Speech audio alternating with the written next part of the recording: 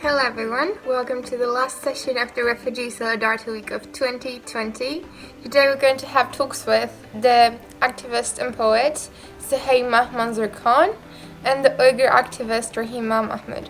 We're also going to have a lovely performance from her, so enjoy.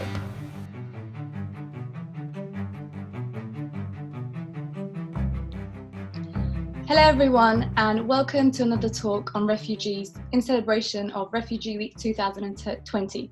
Today we're joined by Suhaiymah Manzoor Khan. Hi Suhaiymah. Hey, assalamu alaikum. Walaikum salam. Thank you so much for accepting our invitation and being on here. Thank you so much for the work you do. I'm really honoured to be privy to it and be allowed to speak with you. Could you firstly please introduce yourself to us?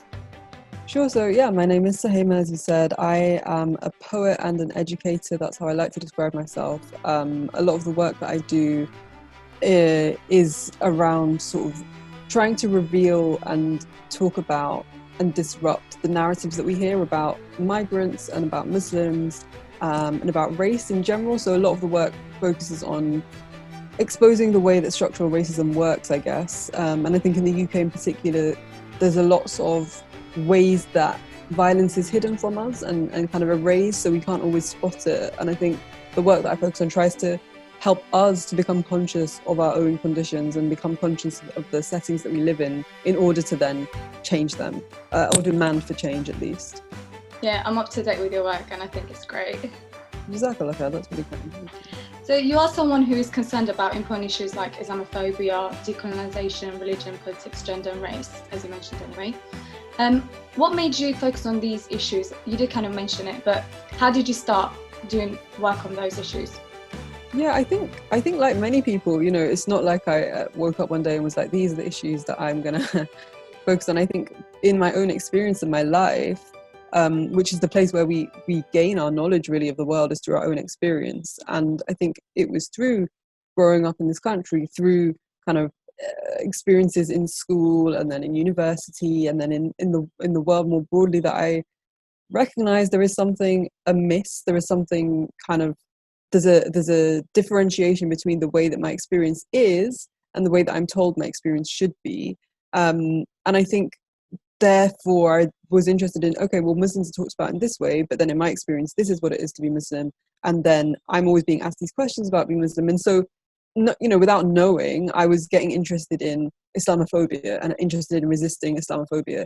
At the same time, you know, when I was at university, just experiences of kind of what the ways I was treated, the ways that other peers who were not white and other people who were women of colour and, you know, other people of different marginalised backgrounds were experiencing the university made me realise that there's something again amiss. And I didn't know at that moment that, look, this is structural racism, this is what I'm interested in thinking about and challenging. But I think it's through our experiences that I think that's the most powerful kind of ways we can resist things, is through our own knowledge of the world, rather than kind of going, oh, you know, I'm going to care about gender justice randomly, right? I think it has to come from our own very deep engagement with the world. And in that way, then there's also a sort of understanding that I think is different to if you coming to something from the outside. Mm-hmm. Yeah, so what was the kind of first step that you took, would you say? I know you've written books as well, so would you say it was writing, your blogs? Is that how you started? Yeah. It's a good question. I think that I think initially for me, I've often found it hard to talk about things like vocally and verbally. Really? So I would never think of that, because you're just yeah, I've honestly changed a lot. If you knew me like 7, 8 years ago, I found it much easier to articulate myself through writing, and I think I still do, to be honest. I think writing is a way to get more nuance through in my ideas. It's a lot more comfortable, isn't it? Exactly. So yeah, I think originally, you know, when I was younger, maybe when I was 17, 18, I was recognizing these injustices in the world. I wasn't sure what I could do, but, you know, personally as an individual, what can I offer and what can I do? And so I think there are two main things that really have changed the way that I'm able to challenge and resist things in the world. So one, as you say, was writing, definitely. And then two was through organizing with other people. So in community, in groups. And I think we have to resist in community, you can't resist as an individual. I think it's very difficult to resist something as an individual. So an example that I'll give: when I was at university, but this is equally valid if you're in a workplace, if you're at school, if you're a member of any community or organization or society or your neighborhood, wherever you are, forming a group with other people who share a similar experience. And it doesn't have to be the same experience. So the group that we formed was a group of women of color, so women who were not white, basically, to come together and say, hey, look, I'm not sure what this thing is that I'm experiencing, but I feel like, you know, people don't treat me the same as other people. I feel like when I go into certain spaces, I'm the only person who is like me, and people are, you know, treat me a certain way because of that. And so through talking with these people, we slowly began to recognize that our experiences were all very similar. And if they were all very similar, what we started to realize, and this is what I think is the difference between kind of something being not being politicized and then being politicized, you realizing it's political, was going, oh, if our experiences are shared, then maybe it's not about me as an individual. Maybe there is something structural. There is something in the conditions and the context that we're in that is actually unjust, rather than we're just randomly experiencing, you know, injustice. And so through those conversations, we also then learn to name those things, right? Because I think a lot of things that are unjust aren't really revealed to us. They're not exposed to us. We're just sort of told this is the way things are. It's quite normal. It's quite natural. It's just tradition. It's just history. It's, you know, this is how it is. But when you get together with people and you can all say, no, this doesn't feel right. I know that this isn't right, morally, ethically, humanly, then you actually you kind of rip the cover off that says this thing is natural. And in that, I think there's a really powerful moment, because you're suddenly saying, we're going to point out the thing that you're telling us not to point out. And so in that instance, in my experience, that was racism. That was saying, through the decisions and the processes and the behaviors in this institution, people of color are disadvantaged, people of color are excluded, people of color are not able to access the same outcomes, and we're not made to be as valuable. And so in doing that in community, we could then come up with different tactics, right? And so this is, I think, what you're asking: what are the tactics that you then use in your group, with the momentum that you've built? And they can be so varied. So for me, writing was a really useful tactic, because we could get a message out to a wider audience to, one, raise awareness about something. So obviously the work that you do, I'm sure you guys are really familiar with this. You're trying to tell many people about things they might not know, because they might not be refugees, they might not know refugees, they might not understand the context, right? But beyond raising awareness, it's also to kind of straighten the narrative, to say, look, you've heard all of this, but this is actually the experience of somebody who experiences these things. Yeah. And so that's a really powerful thing. But alongside that, we did a lot of things as a community. And again, this is something that anybody anywhere can do. Organizing events, right? That could be, again, a simple event that's around raising awareness. So we're going to kind of educate people. So you might not think of yourself as an educator, but so many of us are educators, because we're explaining things about our experiences to people. We're telling people about the world that we live in, or we're just revealing to people things they already know, but we're sort of mirroring to them and saying, this thing actually has a name, and that thing is racism or Islamophobia or, you know, injustice, rather than just, oh, this is, you know, this is kind of the world we just have to live in. Yeah. So I think that's the way I started, was within these little different ways of making change. Okay, so what you're saying is basically first identifying that and then taking action. Definitely, yeah. I think you simplified that much better. My next question goes on to asking about public speaking. So I think public speaking is something that a lot of people find nerve-wracking, and most people are not comfortable doing. As you said yourself, 7 years ago, you were very different. Would you say you did say you're naturally not, that was my question. Would you say you're naturally someone who is okay to speak in front of an audience, sorry? Maybe, I think, yeah, that's a hard question, really, because I don't know if naturally some people are just more confident, aren't they? But I think you always have like the friend, or like the people in college or at school who are always, you know, out there talking about issues. Yeah. You always have those people. Were you one of those during your school life, or did that come later on? Yeah, I guess, to be honest, I guess I was, but I think I was only ever comfortable amongst people I know. So it's like, if you're asking me to speak to people at school, that's fine. But if you're going to go and be like, you know, I think it's hard to say, because I think sometimes people don't recognize all the internal thoughts you have. So I think people would have characterized me as like, oh, Suhaiymah's always been like confident.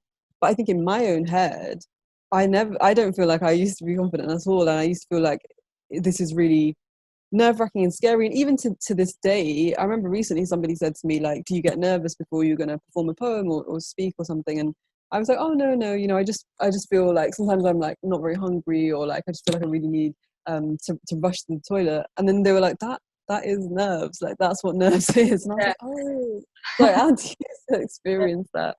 So yeah, I think, but I think only through practice can we get good at anything. And I think public speaking it is also a skill. It's not just something that like some people are just born with it. And the thing is that you meet some people who are very charismatic and like you want to listen to them, but what they say actually, it doesn't have a lot of good content to it. And on the other hand, there are some people who are saying really amazing things, but just because they don't really have that self-belief yet, or they're not really sort of even just slowing it down how they're saying it, they won't be listened to. So I think it is a skill, and it's kind of also about reaching that middle ground. And I think if you have something to say that's important, just recognizing that people only listen to things if you say it in accessible ways, and you say it in ways that aren't difficult, and you slow it down, and you don't be afraid to speak. I think it's a practice. Yeah, it's definitely a practice. Yeah, I wanted to also ask, did you put in like extra work into it? For example, any training on public speaking or? Not specifically, but because of doing poetry, and my poetry is like performance poetry, a lot of it is spoken word, right? And that's the kind of the route that I came to poetry. So even though I have a published collection now that's written, I don't think I would ever been confident to publish that if I hadn't done the spoken poetry first. And I think even though it wasn't like a, you know, training program or something, I think through kind of going through that thing of, okay, I have to stand on a stage, I've got set, you know, words that I'm going to say, I want to deliver them in a certain way. And through just sort of lots of practice of that, competing even on like, you know, poetry slam teams, and lots of performance, I think that definitely helped, because even though I wasn't thinking at the time, oh, this is about like public speaking, because it wasn't. I think what it did give me was a confidence to stand in front of people, and also, as I say, it gave me just lots of practice of doing that, because I think that's the main thing. We don't often get a lot of practice of public speaking before we public speak, but in a way that was like a secret way to practice that. And then, you know, if I stand in front of people now, alhamdulillah, I don't usually feel like completely overwhelmed. But, you know, as I say, 6-7 years ago, that's a terrifying prospect of like just standing in front of people. You don't know if you're going to remember what you want to say. Will you, like, you know, but it is, yeah. So my next question is, for young refugees who are trying to navigate a new world, one in which they face new barriers and a fragile self-esteem, what would your biggest tips be?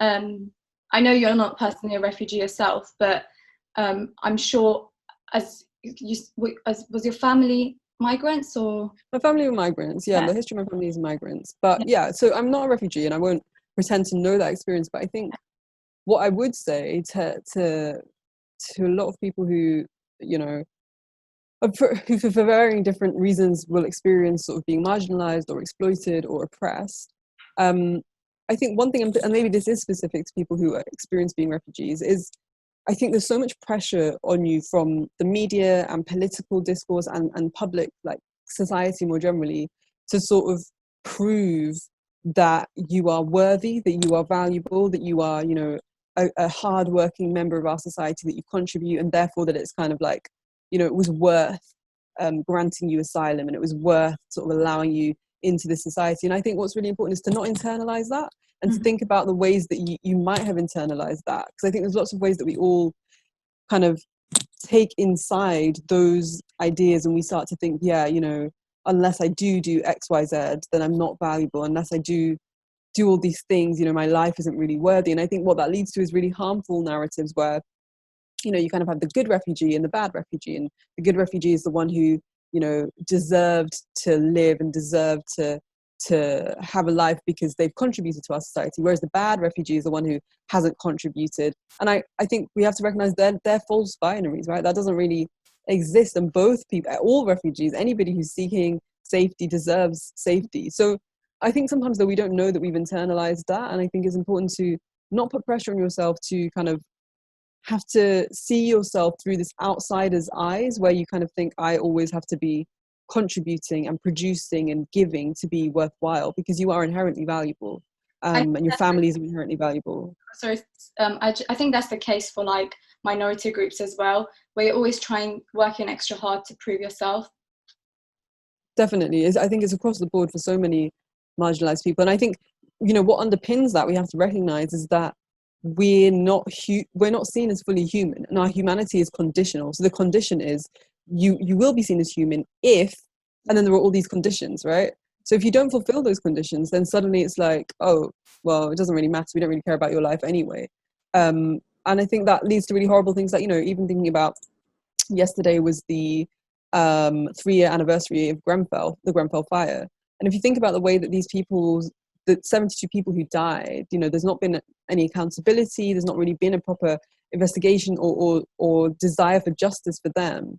And you think about the fact that, if they hadn't been poor people, when I say poor in the sense that they live in social housing, you're not rich people, if they hadn't been mainly people of color, a lot of them migrants, refugees, would their lives have been seen as more valuable, and would they have been seen as more deserving of a more immediate and urgent justice? And I think they would, and I think we all as a society can tell that they would. And because that's the case, we need to think about, okay, where do we also actually become complicit in or invest in those same ideas that mean that we think some people are more and less deserving of justice, accountability, humanity? So I think that would be one tip, in a kind of just more like an internal way, because as soon as we start unlearning those ideas about ourselves, I think we actually are able to make much more exciting connections between ourselves and other people, understand oppression as this thing that actually sometimes you can remove the oppressor, but you've become the oppressor of yourself, right? You are the one who's internalized it. I think that's a great tip. So as a woman of colour and a visible Muslim, how was your student experience at Cambridge University? I was really interested to know that. And how can ethnic minorities make their voices heard in spaces where so few people share their position? You did talk about collaborating with others and forming a community. What other things? So you can first maybe speak about your experience at Cambridge, Sure. And then what kind of things you've done all together collectively.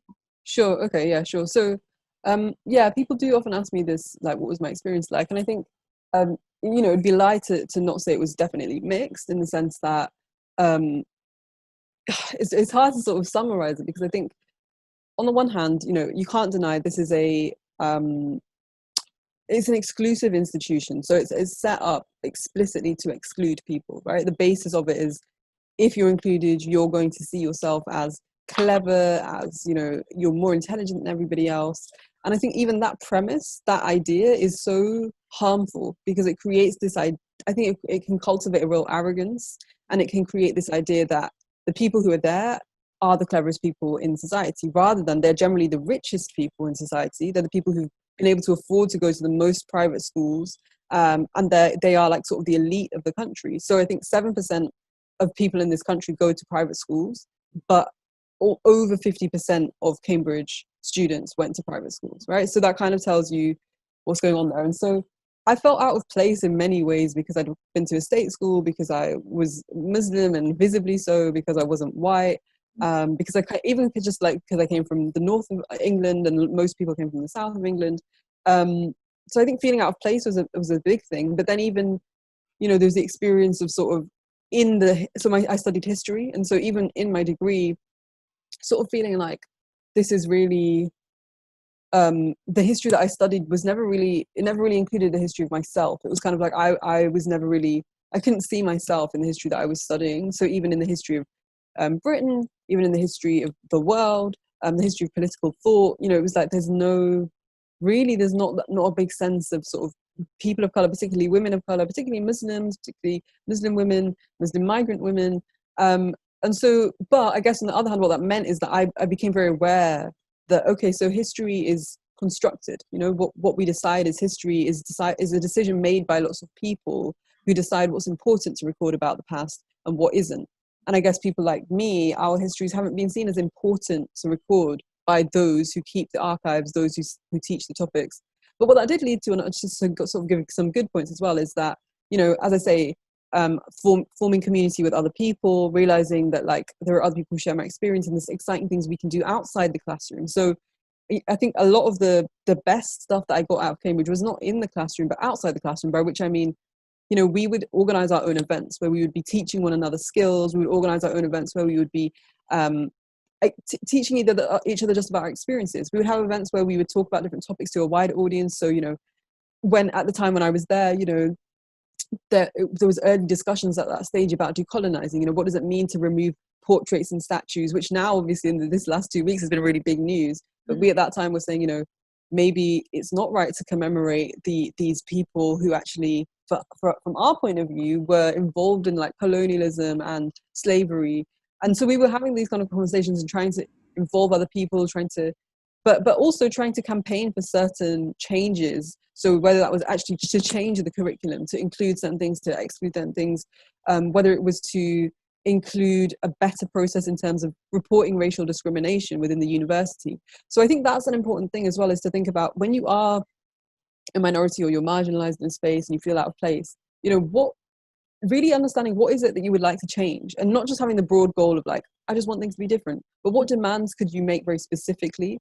And it might be that, okay, well, a first demand would be that when I experience racism, I want there to be a process of accountability. I want there to be people on my side. So that, that was an example that we used. Another one would be, this is affecting my mental health. So I want there to be mental health services that, as a person of color, the people who are, the psychologists and therapists and the counselors have an understanding of racism, or they themselves are people of color. And so that's another thing that we, is a specific demand that we were asking for.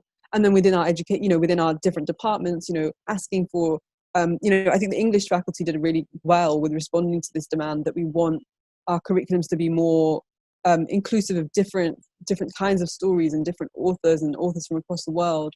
So I think they're all the things, and I'll just show you as well. This is the book that me and a couple of my friends wrote. It's called A Fly Girl's Guide to University, being a woman of colour at Cambridge and other institutions of power and elitism. And it was me and a couple of the girls from that group that I'm talking about. And the thing is, so, even after university, we sort of then said, here's a collection of our experiences, but also our kind of thoughts and reflections and analysis of how other people can also build that momentum within your university. And even if you don't, necessarily change things at a policy level, you will have created amongst your peers or your colleagues or your, the other pupils in your school or whatever level of wherever you are in the world, you would have created a consciousness. You will have started that movement building. And even if you think about this moment we're in right now with the Black Lives Matter protests, I think what you're seeing is the momentum and the movement building. And even though we maybe aren't seeing the specific demands yet, we're not necessarily getting to the specifics of exactly what we want to change. I think that broader sense that we need change. We definitely need change. We definitely recognize people are being dehumanized. That's in itself so important, and it's a huge shift. And you'll be shifting the culture of your workplace or your school or your university if you do that. And hopefully making it so much easier for the next people who come in, so they won't feel so out of place. Yeah, and it's great to see so many people rising kind of against that. So this week is all about celebrating refugees, and HRS has really put in a lot of work in order to bring that joy to everyone's home. What other things can be done to raise awareness and to work towards making refugees feel welcome? This is a good question. I think firstly, whenever we're talking about any group of people, the first key is listening to what people who are refugees want and need. And in my experience, a couple of causes that really come to my mind are around. So a lot of the work I do to do with Islamophobia is to do with the state and the kind of the government and the policies. And there's a lot of intersection here with detention centres. Now, immigration detention centres that exist in the UK, there's been calls for them to be closed down for many years now. And, Yarswood is a famous one that you might be familiar with, where there are asylum-seeking people who are locked up in there with their children. And this is indefinite. You can be locked up indefinitely. And so I think something that we should really be focusing on, particularly people who are not refugees, is where the oppression of refugees is interlinked with our own oppression. So the fact that people can be locked up indefinitely, that's dangerous for everybody in a society. And the idea that they're only, that we're locking them up because, they're refugees or asylum seekers, they're seeking refuge here, is firstly just, abhorrent and evil, such a cruel way to treat any human being. But secondly, it shows us that our government always has the capacity to lock up any of us, always has the capacity to sort of apply these rules that are not fixed to any of us that it decides it doesn't want. And so I think if we listen to refugees and we think about the the quality of people's lives and the value of their lives must be the central principle of how we sort of move through the world, then what does it mean to seek refuge for refugee people? Well, obviously it includes wider levels of justice, like, you know, ending poverty generally, which we know disproportionately will affect refugee and asylum seeking people, social housing more generally, you know, these sort of social and economic concerns more generally, but also specific ones, as I say, like detention centers, you know, removing them, ending indefinite detention of people. And then things like school and education. How can you actually cater more specifically to helping communities that are doubly excluded from the education system? You know, how do you support young children who have, you know, who are all, you know, having to learn so many new things, not just getting to, oh, you know, I'm starting a new school. There's a whole new context, a whole new language, potentially, you know, whole host of things. So I guess, yeah, I don't want to speak on behalf of refugees, but that's why I would always say with any activism that we do, it has to start from listening to people who know their experiences and know their life, and they will have a very strong sense of what they need, what they want, and what they're not getting. And if we are people who care about justice, we will try to see the ways in which we can provide those things. Yeah, and in addition to that, I think it's really important to consider their mental health and work towards Yeah. Because no, thank you for that. That's a really good point. Yeah. So I mean, is there anything that you would suggest in terms of like mental health ways we can support people? In terms of mental health, I think is firstly making the practitioners aware that these people go through this, educating them firstly, and then just moving forward from there, and just recognizing that and moving on from there. So thank you for that. I mean, we've come to the end of the interview, but it's been really insightful and informative. Thank you so much. No, I've loved it. Thank you so much. And I'm really happy to have been asked. And thank you for all the work you do. And I feel like there's so much, someone needs to flip this on you and ask you questions. So I feel like you have so much insight and learning that you should be sharing with us. Maybe another time. But thank you so much for being on here, Suhaiymah. It's been great to have you on here. Thank you. Thanks to Suhaiymah for her eye-opening and inspiring talk. We now are going to have an amazing performance from Rahima Mahmut.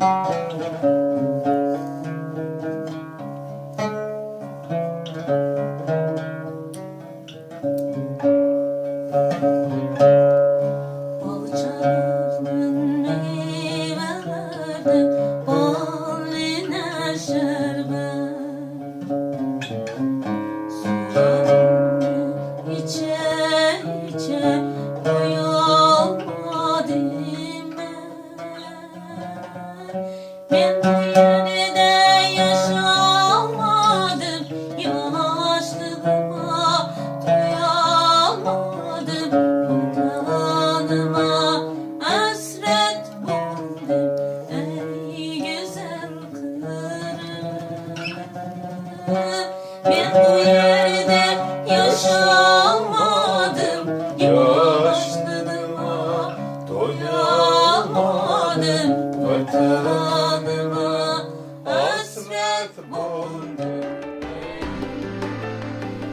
Thanks to Rahima for her lovely performance. We now are going to have an even lovelier talk from her, so enjoy.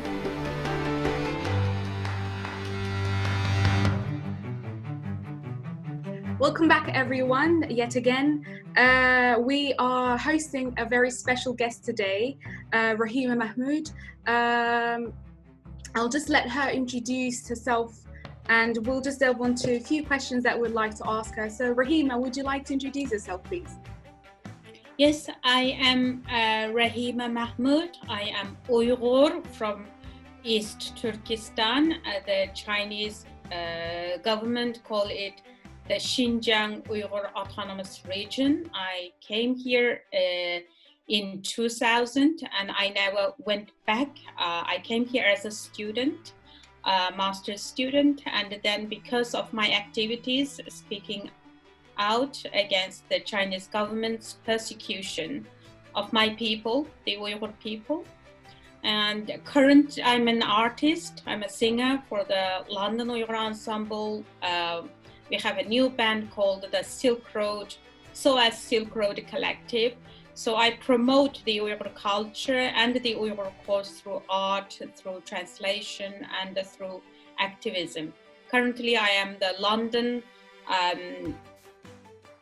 project director for the World Uyghur Congress.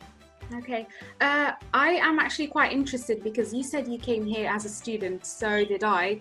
How did you make the transition from being a master's student here to becoming an activist and an artist? How did you get about to do these things? The activism, it didn't come suddenly because I was one of the participants of the Tiananmen 1989 Tiananmen students democratic movement in Beijing. So activism and fighting against injustice, it's within me. It's my, something that I always wanted to do. And so part of the reason I left the country, that was the easiest way for me to leave the country was to get a student visa and to leave. There wasn't any other option for me at the time. So of course studying was one of the very important part of my travel, but at the same time, back of my mind, the more important thing, I felt that if I can come to a free country, so I can raise awareness and I can tell people the stories of what is happening in my country, the Uyghurs. And after I arrived here, I realized how little that people know about the Uyghur people. And Tibet is very famous. Everyone knows Tibet situation, but the situation of the Uyghur in East Turkestan is very little known. So, yeah. I see. So you've been here for a while, and I would guess that you started considering here as home. Is that true? Well, I've been here since 2000. That's nearly 20 years. And, this is my home now. Of course, I cannot return. I can't even speak to anyone in my country for the last 3 years since the new wave of crackdown and arrest started in 2017. Currently, we have up to 3 million Uyghurs are incarcerated in so-called re-education camps. We call it a modern day concentration camps. So this is one of the maybe biggest human rights catastrophes that is in 21st century, and still the world quite quiet about it. Indeed, that is right. Regarding the week, we are in Refugee Week, and I'm sure you personally must know people who perhaps came here as a refugee, and what would you suggest to people who are newly granted with a refugee status here in the UK? Would you want to see them as trying to be a voice for the people from where they came from, or do you have a different idea? Well, since I came to London in 2002, I started working as an interpreter translator for the refugees, for the Uyghurs, and also for the Chinese people, because I also speak Mandarin. So I have worked closely with refugees for many years, and I understand how difficult it is for someone come from completely different country, and most of them didn't speak the language, unlike myself, because I came here as a student. I spoke the language. I integrated into the society very quickly. But for the refugees, there are a lot of obstacles that they need a lot of assistance from organizations and also people. Mm-hmm. So I can only speak for the refugees that I have met, I have helped, and I know that through with kind of right support available for them, they can actually can lead a very good, normal life. But the process, it takes a while, of course. So if your question is about the newly granted, if someone granted a refugee status, and I will say the number one thing you need to do is to start to learn the language. That is a number one. That is a number one thing. Mm-hmm. And then once you master the language, then everything else is possible. So number one thing I would say, to learn the language, and everyone who come to this country, they all have skills, different skills, each person. And every refugee, whether the Chinese or the Uyghurs that I have met, some were doctors, some were decorators, some artists. So, but in order for you to use that skill, number one thing is you have to speak the language, and then there are so many options, and the opportunities are out there. I believe, I know it's not perfect. This country, it's not, everything is not perfect. But I think for people who like to improve themselves, who has the will and who has the determination, actually there are a lot of options out there, opportunities out there.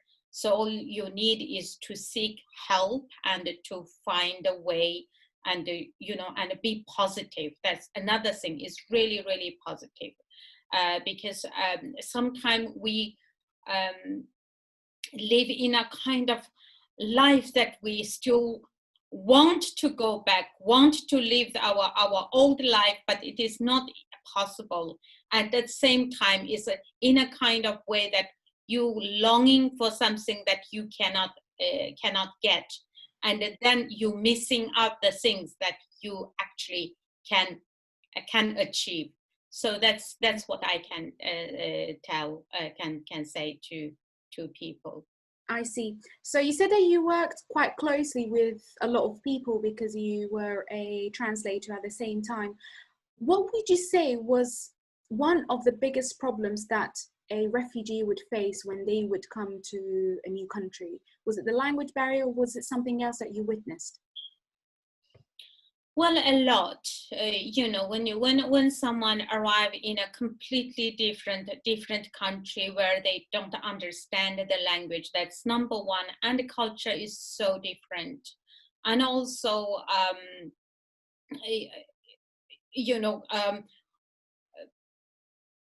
a lot of, I mean, every individual is different. I think the people, I cannot generalize.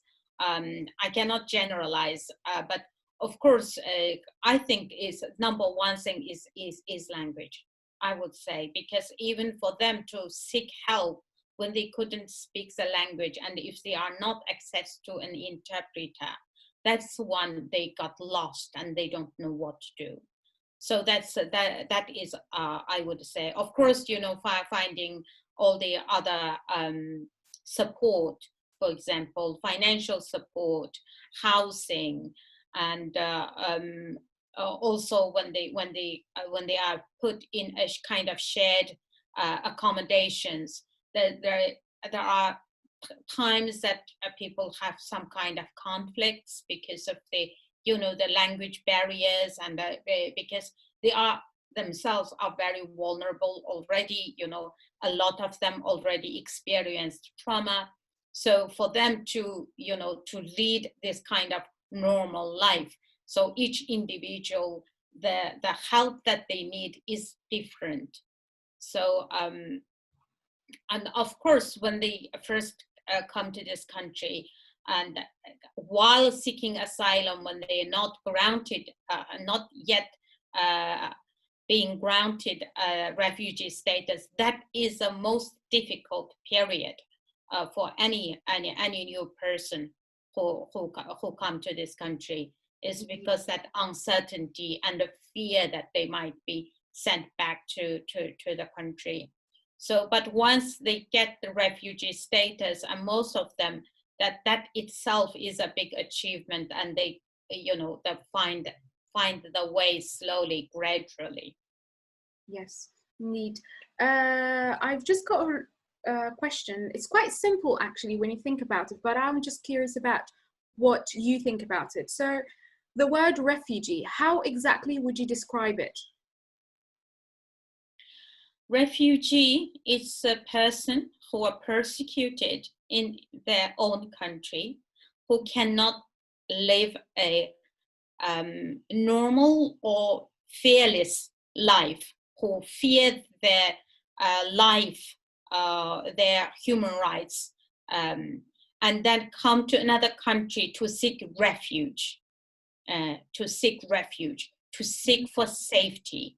So that's what I understand about a refugee. It's you come to another country, you seek refuge, you seek safety, and you seek a life, a new life in another land. Yeah. Yes. Thank you so much. That was quite interesting to hear from your perspective, given your status. I would like to ask, I think it's a bit more of a personal question. I'm a student too, and reading about these news, you know, hearing out these people who are trying to be the voice of their own country sometimes. We want to do something, but we don't know where to start from or who to go to. What would you advise for anyone who would like to be a part of helping for a bigger cause? What would you say to them? Well, in order to help a bigger course, the number one thing is you need to learn that course. So you have to master it yourself. What is the problem? What can be done? And so you need to explore the problems. What has been done so far? What is lacking? For example, if you find something like the Uyghur issue, for example, what is lacking most is the awareness raising, for example. So the least you can do is you can, once you learn what happened, what is happening, and then you can speak to people simply, even with your friends or to your families. And if you can organize a kind of events, you can organize event, you can invite speakers from that community, the activists from that community, and that's like very basic first step that you can do.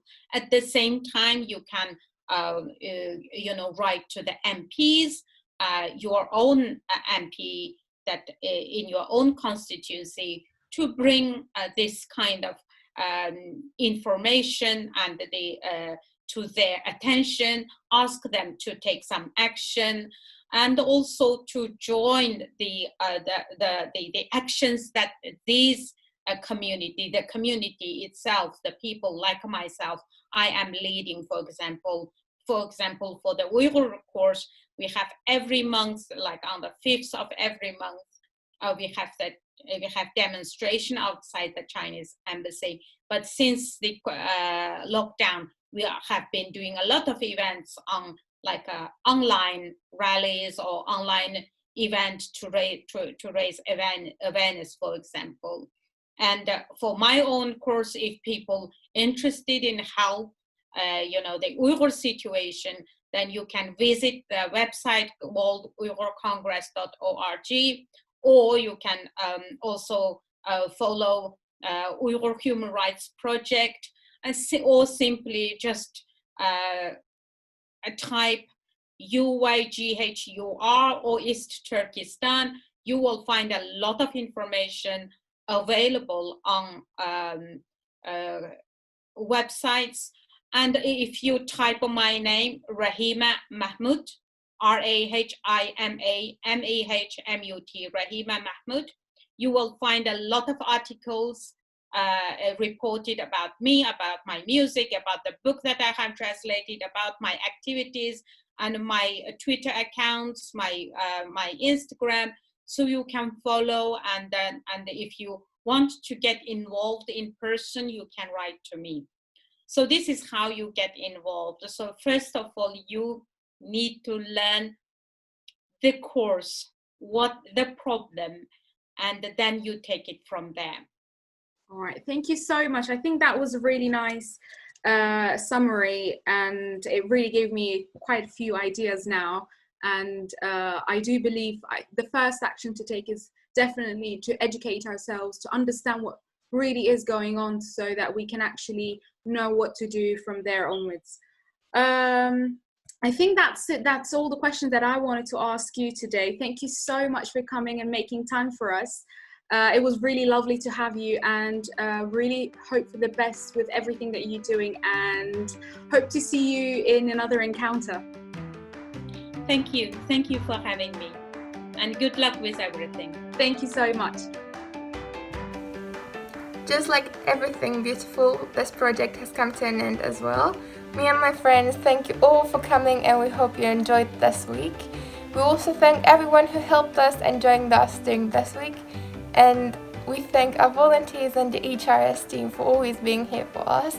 It has been lovely to be here with you, everyone. See you next year.